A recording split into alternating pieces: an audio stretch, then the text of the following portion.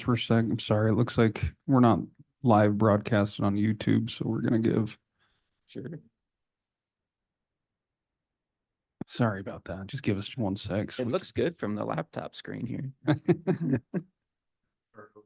Yeah.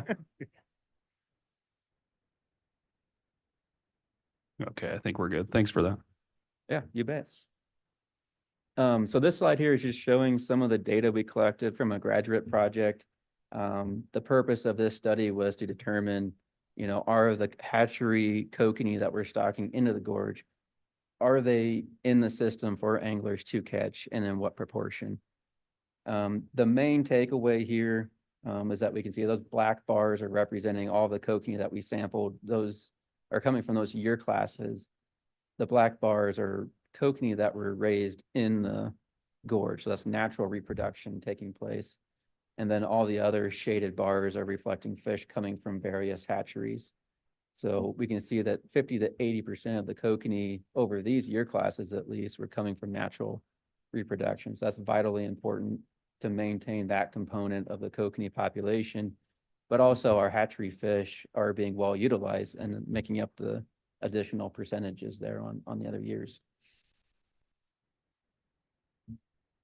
So over on the next few slides, we'll be going over some of our lake trout data. We have a tendency to kind of lump these fish into two different groups. Ones that we call small lake trout, that's anything less than 28 inches, and then a trophy lake trout, anything over 28 inches. And it's our concern that the declines that we've seen in the kokanee and the trout numbers is a result of predation occurring by the small lake trout in the reservoir. So this figure here is another catch rate figure. This is sampling that we've conducted going back to 1983 again. That's for two different gear types.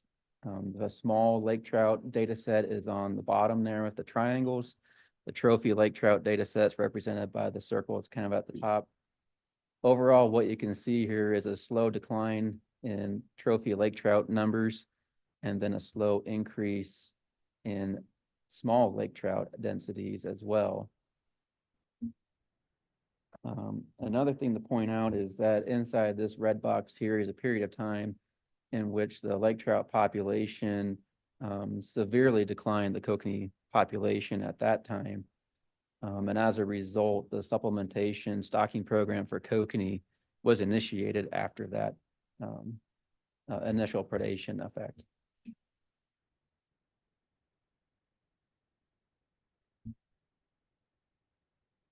This next figure here is showing the condition of lake trout. So when we talk about condition, that's kind of our way of measuring a fish's well-being.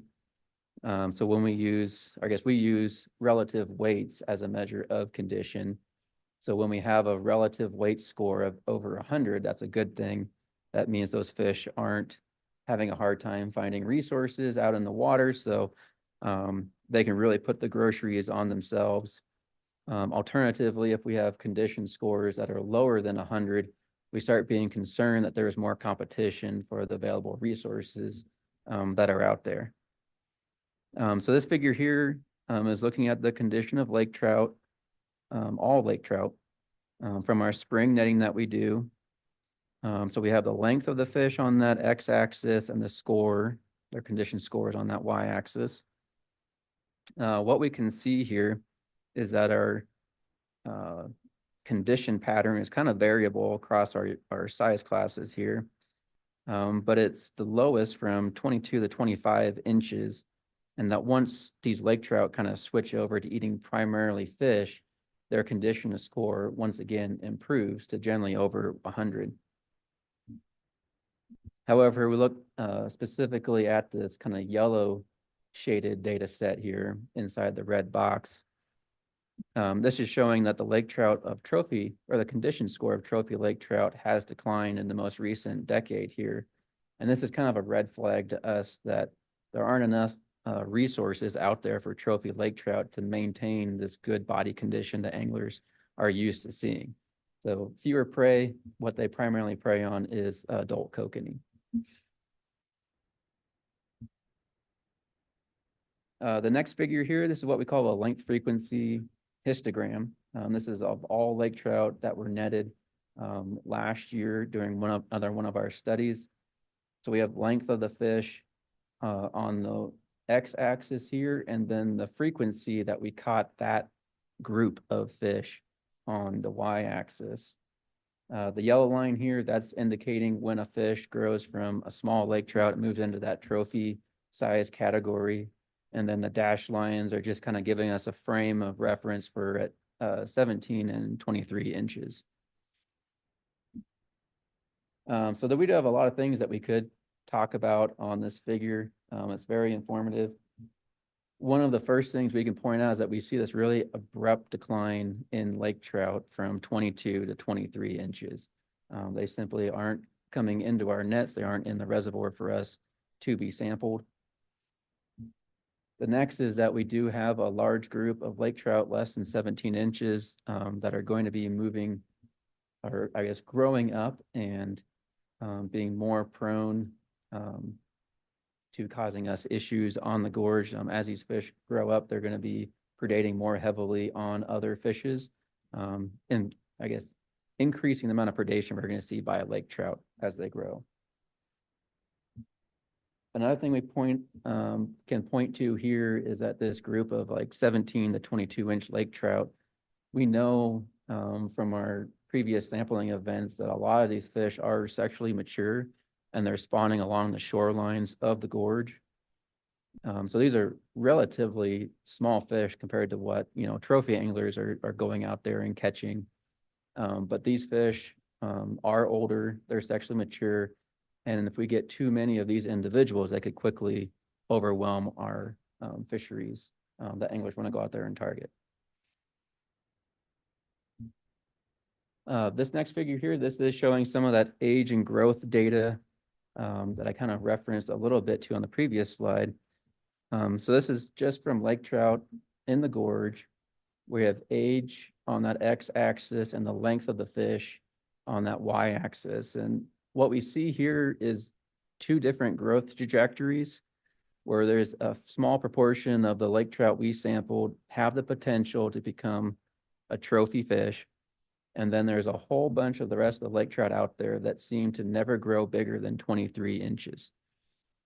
And if you remember back to that previous slide, that length frequency histogram, that's what we saw. We saw once they hit 22 inches, lake trout densities, they just don't really seem to grow any bigger than that. And that would explain why we see so many fewer lake trout out there greater than 22 inches. That's just, a big proportion of the lake trout population out there simply can't grow any bigger. Another thing to note here is that these aren't just young individuals, like Angler Harvest is removing all these fish. We have a lot of lake trout under 23 inches that are anywhere from 10 to 20 years old as well. So they've definitely grown to their maximum potential. We conducted another graduate project looking at what lake trout are eating. This was focused on lake trout less than 28 inches, so the small lake trout. This study itself was focused on, or I guess used stable isotope data.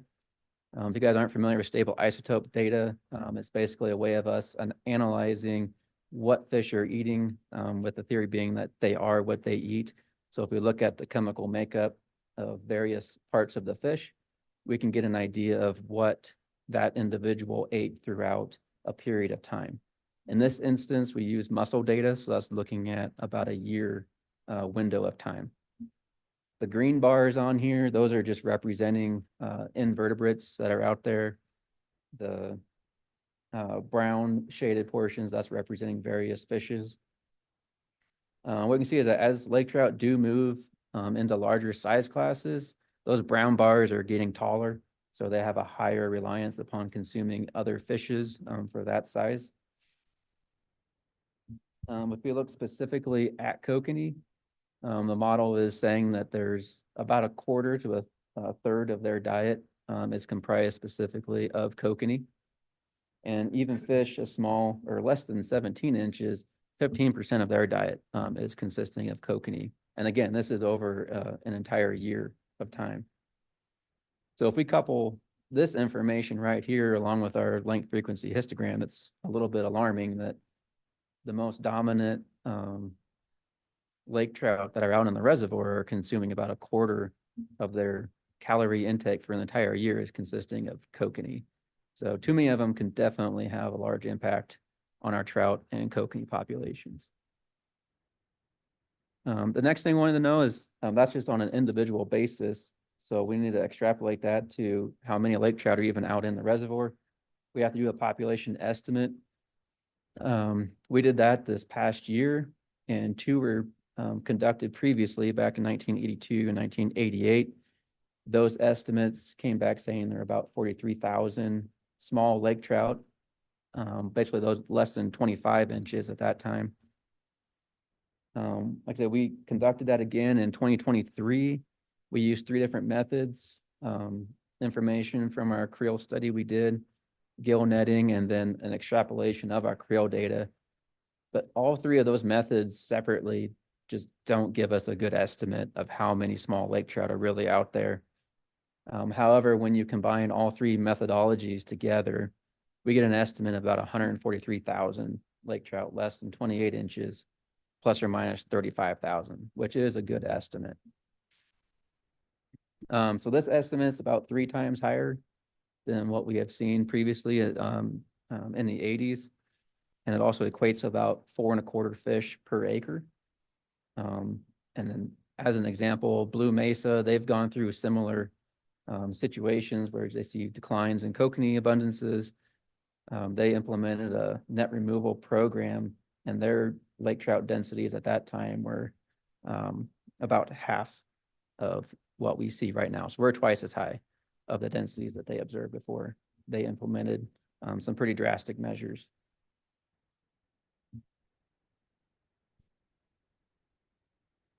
So during that 2023 creel survey, we also took measurements over what size of fish anglers were harvesting.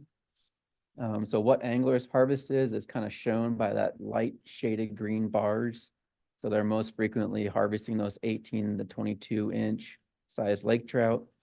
The dark shaded bars on here are representing the actual lake trout that we caught in our netting operations when we conducted the population estimate.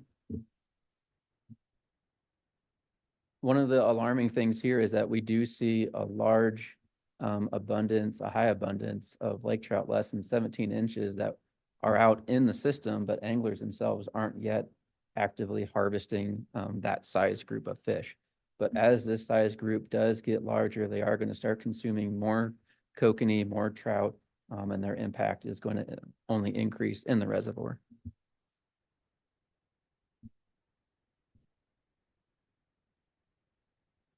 We've held a couple different sets of open houses this past 6 months.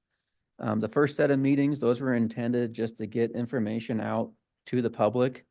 We don't want to start relaying a lot of proposed ideas for actions we could take without first making sure the public had access and understood a lot of the data that goes in behind making these decisions. So those meetings were held in Green River and Evanston, and another one was held in Vernal, Utah. Ours were held last fall. We knew a lot of people wouldn't be able to attend those meetings specifically, so we also posted that presentation on our Game and Fish website.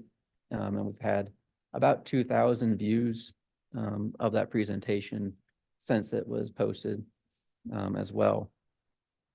And then we recently completed another set of open houses in Rock Springs, Mountain View, and Evanston. And this latest round included some of our proposed ideas and draft regulation proposals that we'll go over here in a little bit to try to get feedback from the public as we move into our final proposals that the public will see here shortly. But want to make sure that we incorporated all the public feedback we could going into this whole process. So through our open houses that we held, overall, the public was overwhelmingly supportive of us taking actions, and they were more critical of the fact that, at least last fall, that we weren't already coming out with proposed actions to take. We had a survey as a part of those open houses as well, and the majority were supportive of going with an unlimited harvest of lake trout. Starting a net removal program specifically for small lake trout and also decreasing the kokanee creel limit. Through that process, we also allowed the public to kind of give us any other ideas, comments that they had about the gorge fishery. So we had a lot of other responses that included a special use permit that would allow for unlimited harvest for fishing derbies specifically, to decrease the protective trophy lake trout somewhere between 23 to 25 inches, because right now it's at 28. They also mentioned that we needed to allow for waste similar to what has been done for burbot. And then they also brought up that a special use fee could be created to fund programs such as like a net removal program or some kind of a bounty program.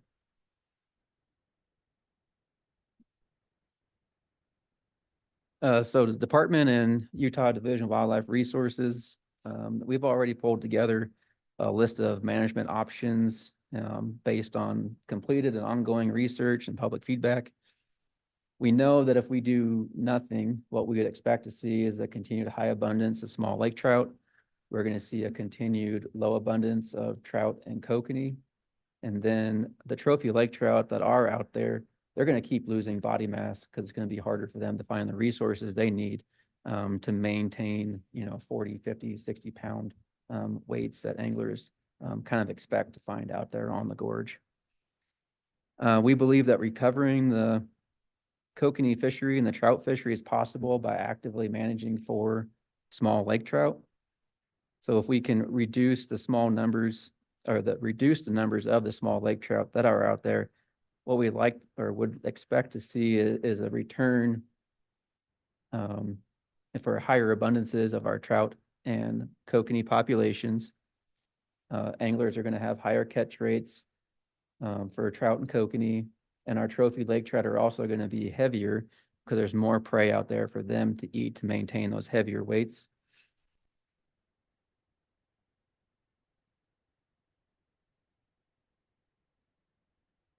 So some of the things that we're proposing to do is kind of a whole suite of actions that we'll kind of go through here. Some of these actions include changing our stocking strategies as far as how we're putting fish into the reservoir,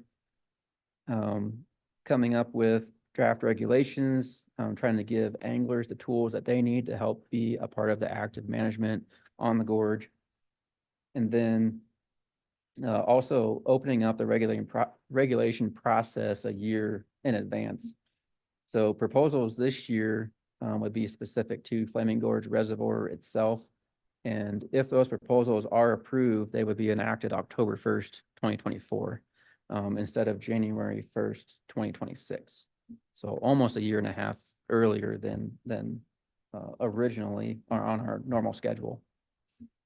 Also, while analyzing data, reviewing some case scenarios from other systems that have already kind of gone through these high abundances of the small lake trout, we're recommending to start a net removal program that would be completed by department personnel, at least here initially, while we kind of review and get our heads wrapped around the idea of a commercial netting operation and if it's even feasible.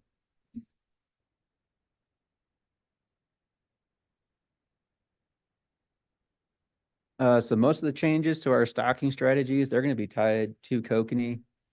A lot of the public we talked to like to see us stock these fish at night to kind of alleviate the predation they've seen occur by birds along the shorelines right as they're going into the water. The kokanee stocking does take about a week to complete, so stocking them at dusk is feasible.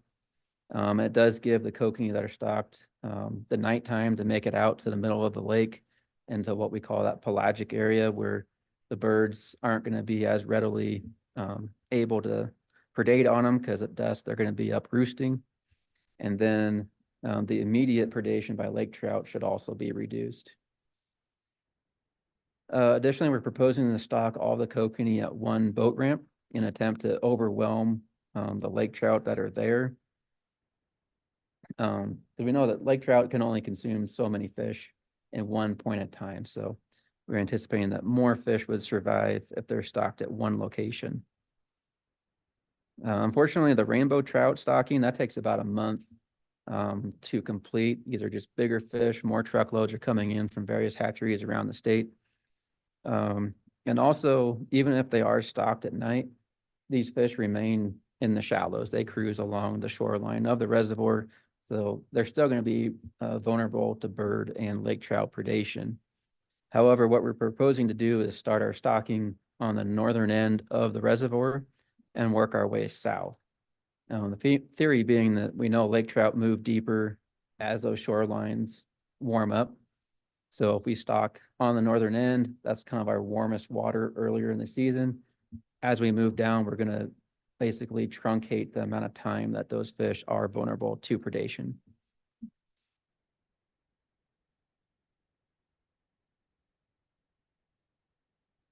So our chapter 46, that's the chapter that houses all of our fishing regulations.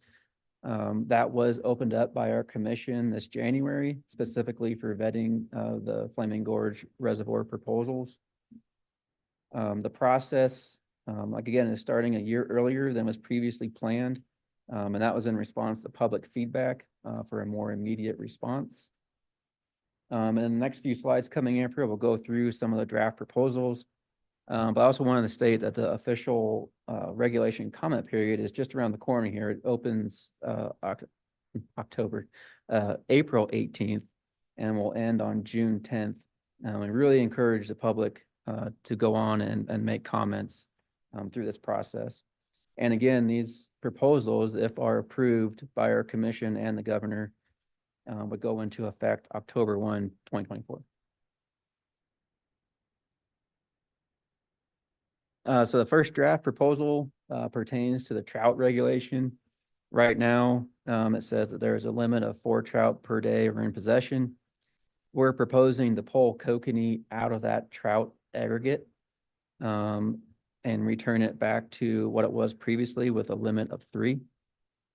We know this isn't really a biological justified change, just because previous creel data we have shows that 75% of the anglers out there catch fewer than 2 kokanee on a trip anyway. But leaving or having a few more adult kokanee in the reservoir is something that is definitely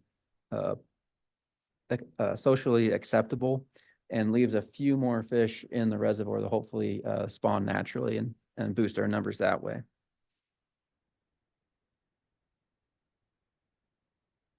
The current lake trout regulation is 12 per day, 24 in possession. Only one can exceed 28 inches. We're proposing to reclassify lake trout as non-game with unlimited harvest of lake trout under 28 inches. And then maintaining the 1/28 language just to protect that trophy lake trout fishery.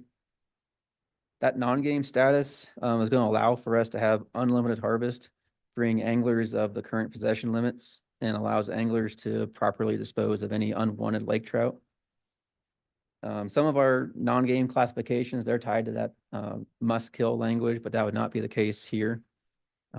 Anglers would not be able or would not have a must kill in place, but instead we're going to be encouraging folks to take those fish home and utilizing them at home or find others that would utilize those fish.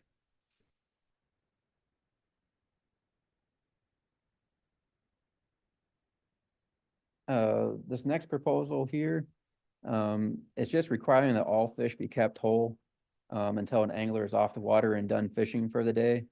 The previous regulation, it just pertained to lake trout specifically. And this is just being changed to be consistent with language that's already in existence on the Utah side.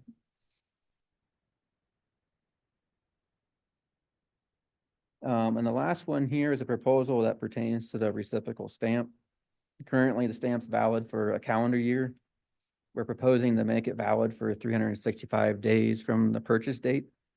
A few years ago, you guys might remember the fishing licenses, conservation stamps, they all went to 365 days. The reciprocal stamp did not change with that. So in order to alleviate some of that confusion, add consistency amongst our licenses and stamps, try to move that over to the same 365 days. And that's all I've got for you for an update on the Flaming Gorge fishery itself and some of the actions we hope to take and some of the draft regulations that will be going out to the public here shortly, and take any questions.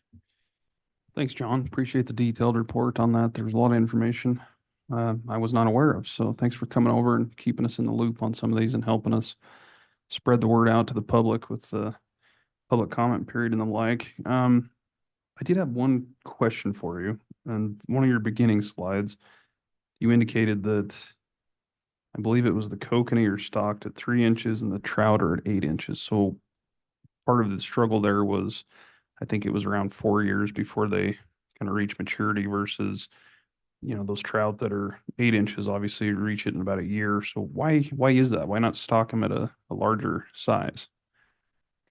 Yeah, there's a few different reasons for that. One of which there was some research done that shows that those smaller fish, they're more adapt to survive in new environments. So we get better survival of those 3-inch fish that go into a system instead of raising them until they're larger. They have a harder time acclimating, lower survival rates.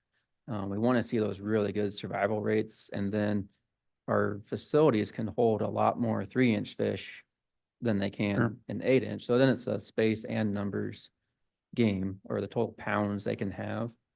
And if we can have high survival on a small fish, we're actually getting a much better gain for what we're putting into the system than if we stock them at a larger size but have lower survival. Okay. And then I think you went over it, but maybe I missed.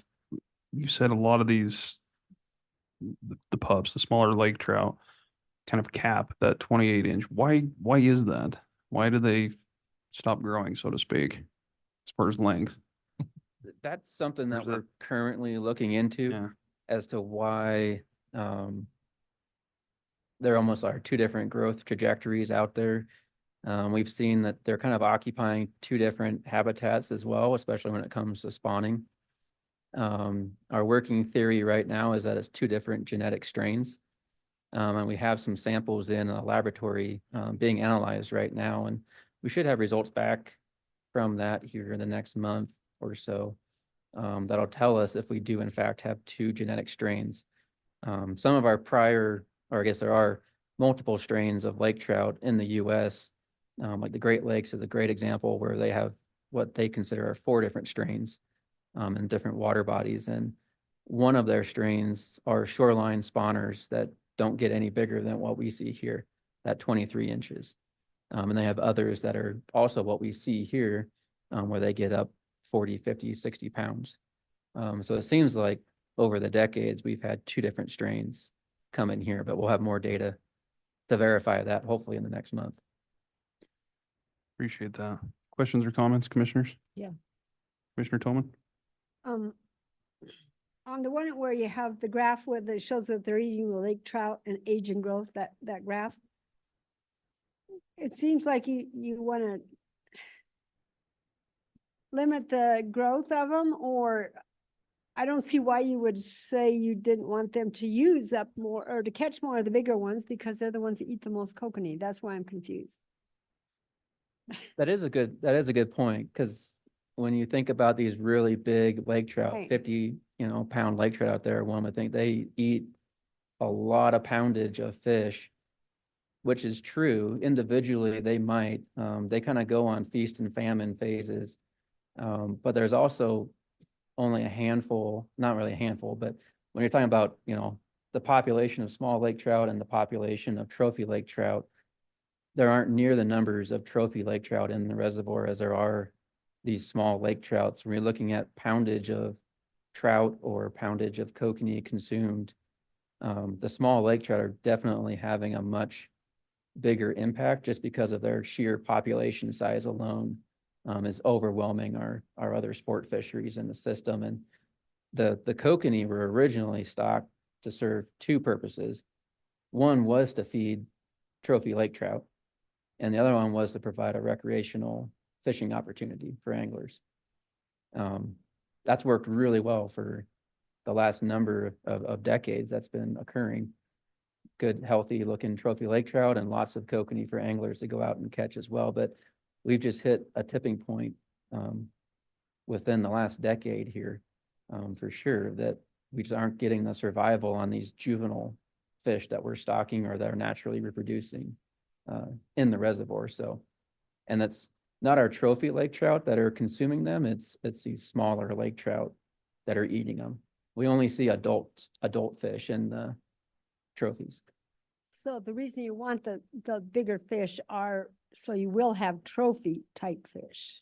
Correct. We want to maintain Okay. our trophy lake trout fishery, which we know there aren't, 100,000 of Yeah. those size fish out there. Anglers have to work pretty hard to catch those individuals out there, but not very hard at all to catch 5 up to 12, 20 different small lake trout in a trip. Yeah, that makes sense. That was a contradiction. I couldn't see why you wanted more bigger ones. All right, I understand. Thank you. Commissioner Richards? Mr. Chairman, assuming these proposed regulations are adopted, what's your crystal ball say about the recovery projection for kokanee? It could be slow. Like I said, it takes a long time to build a kokanee fishery back up, just because a big component of that is that natural spawning population. In the last few years, we've seen that decline. We're seeing fewer and fewer kokanee out there naturally spawning along the shorelines of the reservoir. It is encouraging that, last year, early, once ice came off this year even, there are some anglers out there reporting pretty decent catch rates of the kokanee that anglers started catching last fall. So we do have individuals moving up and that'll probably try spawning this upcoming year, but they still have to survive almost another year here of predation. And the hydroacoustics estimate this past year was a little bit better than the previous few years, but not great.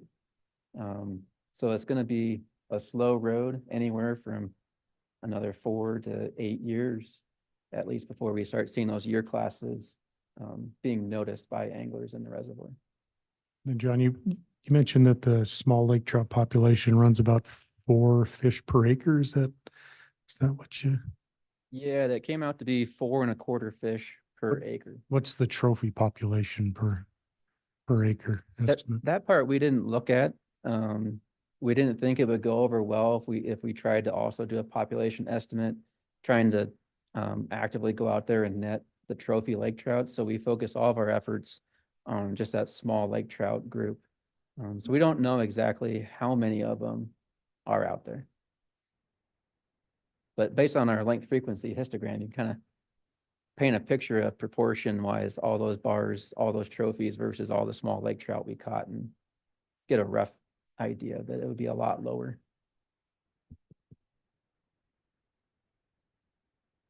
Commissioner Slaughter? Mr. Chairman, thanks. John, thank you. Really interesting information. And I find it extremely interesting that I come up with a question out of all the information that you have put forth, and our chairman always zeroes in on that before I get there. I was very interested in why you have that group of lake trout that don't grow over the 23 inches. But I think you explained that with him. You said a couple other things that I may not have understood, but I think one of the points that you made was that people are not catching the 17-inch lake trout. Is it because they're not really targeting them, or what do you attribute that to? You're catching a lot of them in the nets, it looked like, but it looked like the people in their creels are not catching those. Is that? Yeah, and it's like that can be a lot of just, one, where they're fishing, and 2, what kind of gear they're using. It's just more apt for targeting those slightly bigger lake trout. Some of these smaller ones, yeah, it requires sizing down your gear quite a bit, which most of them Don't do aren't going to be doing. We're learning that some of these, what we like to call puppies, they're like even less than 14-inch lake trout out there. They seem to be honing in on some of these sheer cliffs, which would be areas that probably a lot of anglers aren't targeting. For the lake trout, they're looking in different habitats for them. And also, yeah, our nets they catch all different sizes, all the way down to 9 inches in size. So we're getting a good picture of everything that is out there to be caught. But yeah, anglers, if they're throwing 3 to 6 inch long tubes, they're just not very regularly going to catch the small, like under 17-inch lake trout. And then they're more apt to let those fish go as well. One, thinking that one day that'll be a 50-pound lake trout. And two, if they're going to fillet fish, they'd much rather fillet one that's 20 inches long and not 15. So they'll let the smaller ones go. And one other question. I'm not a fisherman. I've been out and I have friends that fish, and so I've been out with them a few times and stuff. But are there a lot of people who currently limit out at the 12 fish number? You're talking about increasing in the new proposal, unlimited number of fish below that. Are there a lot of people who limit out at that during the day? Just curiosity. I think there's a lot of people that could. The ones that are willing to do so is a lot less. During that creel we did last year, those that were targeting the lake trout, it was only 3% of them actually had a limit of 12. So that's not a high proportion. It was about I'm going to say 50 to 60% of the anglers caught 2 or fewer. And that could be just because of their desire to want to fillet that many fish or not, or it could be angler success rate as well, or both of those coupled together. So is it something where you may even need to change the mindset of fishermen if you're trying to target those fish and people are not catching as many? Is it something, that you can work with, obviously in your public meetings that you've done and stuff like that? Is it something that the people, as they're starting to catch and they're starting to see what you're trying to do, that by changing their mindset, that you'll see more of that happening, you think, with these new proposals? I think so. That's one of the things that we heard back during our from the survey we did last fall, is that there were a lot of anglers that told us they don't like to eat lake trout, so they would actually harvest a lot more of them if they didn't have to keep them. Yeah. Which is where the desire to go to non-game and have unlimited harvest, allowing them to dispose of any unwanted lake trout came from. That's one way of boosting our harvest rates by anglers. And I lost my train of thought on another point I was going to make with that. Yeah, well, thank you. I just, like I say, just more curiosity for me than anything else. But yeah, I really enjoyed the presentation, and I really applaud you for what you're trying to do here. And I hope that what you're doing makes that it does come to fruition, and you achieve success with the program. It looks like it will really work towards growing those larger type lake trout that people are really trying to harvest out there. And I know that's what most of my friends that are out there doing. They're trying to catch the big lake trout. So Yeah, that was the other point I wanted to make, was that, over the last few years, we've done, I would say, a pretty good job of doing a lot more outreach to the public, various open houses we've done, lots of news releases, lots of different platforms to try to get messages out to the public.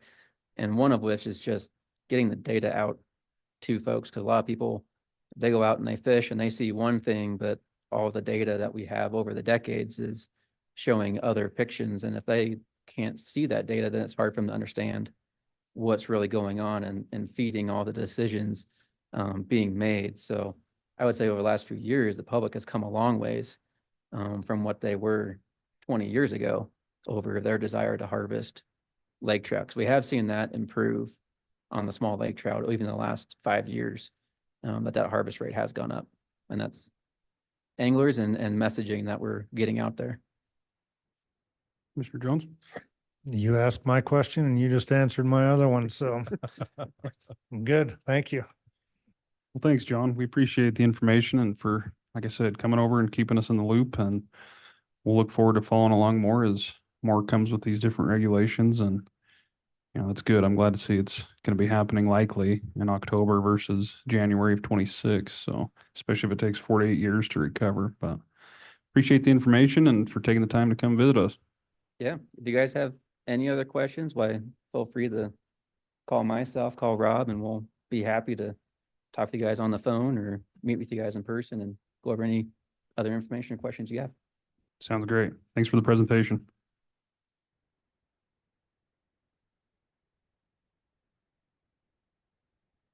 And with that, commissioners, this brings us to our final item on the agenda today, other than the executive session. So under tab C, we've got item number 17, which is the approval of the Sweetwater County Detention Center inmate medical services contract. With us this afternoon is Sheriff John Grossnickel, as well as Under Sheriff Joe Tomich. And good afternoon, gentlemen. Good afternoon, Commissioners, Mr. Chairman. So today we're revisiting the detention center's medical service agreement with the county. Currently, we do this through Dr. Kenan Tubbs out of Utah. He handles multiple detention centers throughout Utah and Wyoming. So the last time this contract was revised was in 2015 under Sheriff Lowell at that time. So he wanted to revisit this contract this year, and we felt that that was also in our interest to do so. So over the last couple of months, myself and Mr. De Leon have spent some time going through this and reviewing the general contents of the contract, as well as some of the indemnification clauses and such that we felt were kind of weak, and have updated those. So the biggest changes in this will be some of the cost increases, which we were in 2015 paying $5,000 a month, and there was a clause that we're supposed to incur a 3% increase every year thereafter. Dr. Tubbs missed that. We missed that at the time. So we did incur a $970 a month increase this year, which will continue until till June of this year. And then there'll be another 3% increase this year, next year, and then each year thereafter until this is revisited again. So in this case, we would just be asking for the board's approval on this. Obviously, the board by statute is responsible for inmate medical care and the duration of the contract in general. And I think Mr. De Leon can probably comment a little better about the duration of the contract. So Go ahead, John. Mr. Chairman, Commissioner, so this does go beyond a year.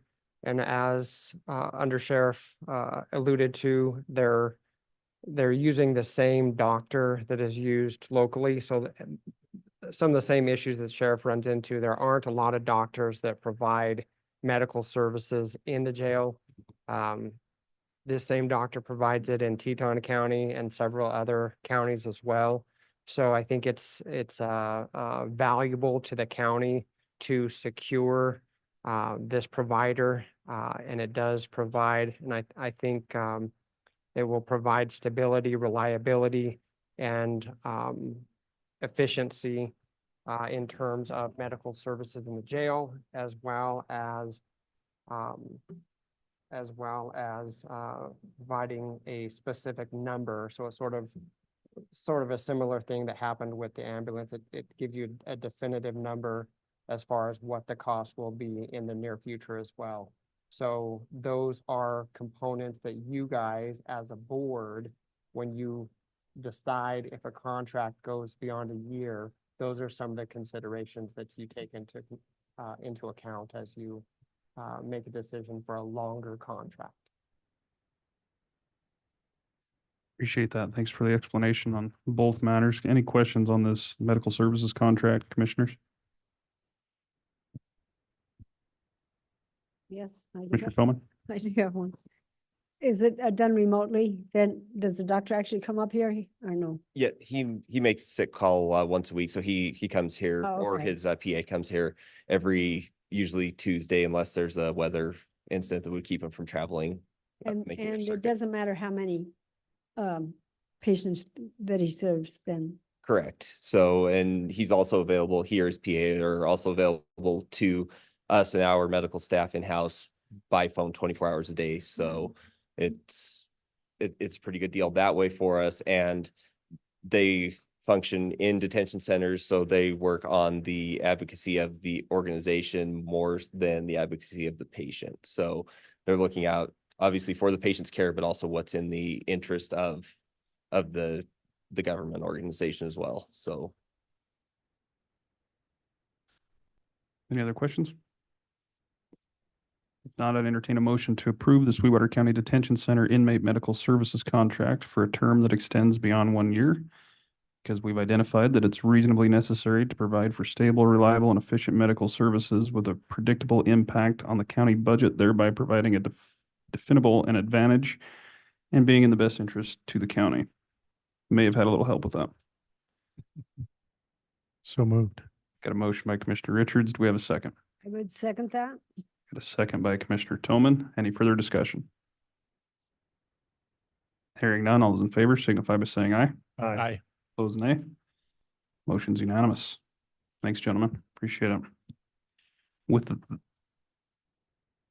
With that, commissioners, we do have an executive session today. We've got 2 items to discuss, one being a legal matter, and the second being a pre-decisional item, and it is anticipated that action will be taken upon coming out. So with that, I'd entertain a motion to enter into executive session. So moved. Motion by Commissioner Jones. Do we have a second? Second. Second by Commissioner Richards. All in favor, say aye. Aye. Opposed, nay. Motion's unanimous. We are now in executive.